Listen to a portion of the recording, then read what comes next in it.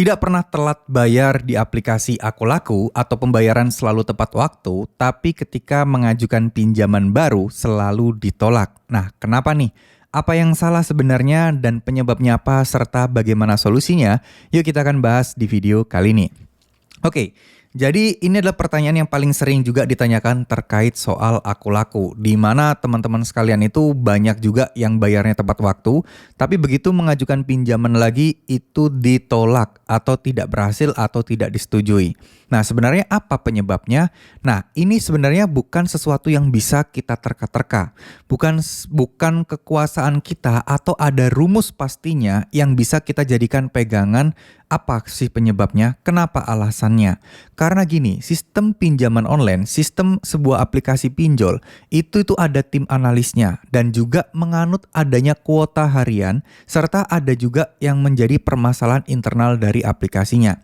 Terkadang orang terlalu berpikir bahwa kalau pinjaman dia ditolak, maka biasanya yang jelas-jelas, wah ini pasti karena hal ini, pasti karena hal ini, jangan-jangan akun saya kayak gini. Nggak selalu teman-teman, bisa jadi dari sisi internal di pihak Aku Lakunya. Ya, itu yang pertama yang harus teman-teman sadari dan harus teman-teman pahami. Nah, yang kedua, bisa jadi ada beberapa hal yang mungkin ya kalian ada tunggakan, tapi ya kita asumsikan kalian tidak pernah punya masalah apapun deh. Kita asumsikan kalian bahkan satu rumah anggota keluarga kalian tidak ada yang bermasalah dengan pinjol siapapun deh. Dan kalian tetap masih akan ditolak. Nah, berarti udah fix bukan salah kalian ya. Bukan karena akun kalian yang bermasalah, enggak.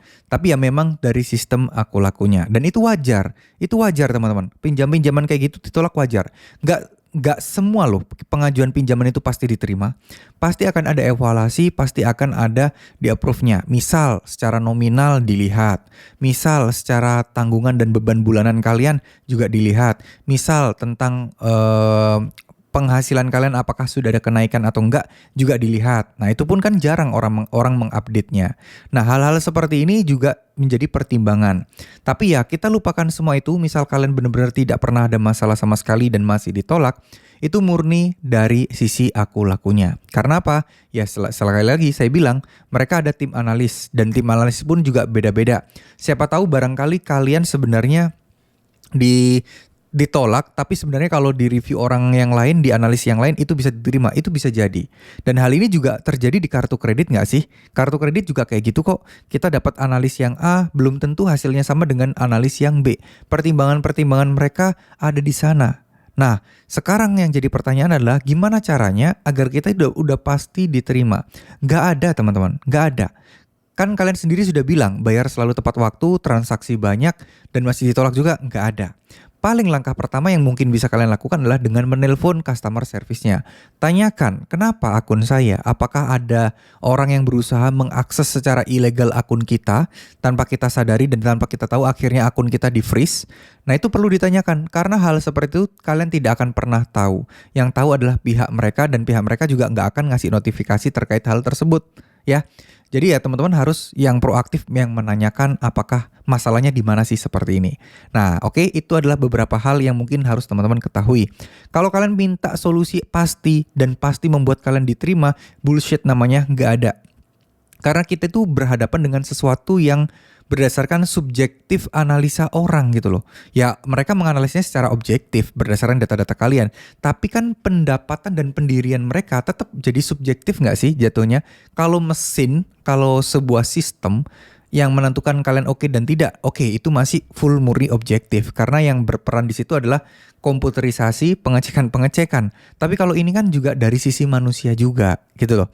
Jadi jangan terlalu pesimis buat teman-teman, jangan terlalu berpikiran yang tidak-tidak. Karena ya menurut saya pribadi ini sih bukan sesuatu yang harus kalian khawatirkan ya. Insya Allah sih semuanya akan baik-baik saja, jadi nggak perlulah teman-teman khawatir ketakutan terkait hal-hal seperti ini ya. Jadi kalau misalnya teman-teman masih bersikeras pengen minjam, ya terserah kalian. Tapi kembali lagi saya coba ingatkan ya sebelum mengakhiri video ini. Aku Laku ini itu tetap ada sistem bunga dan denda dan saya yakin kalian pasti tahu.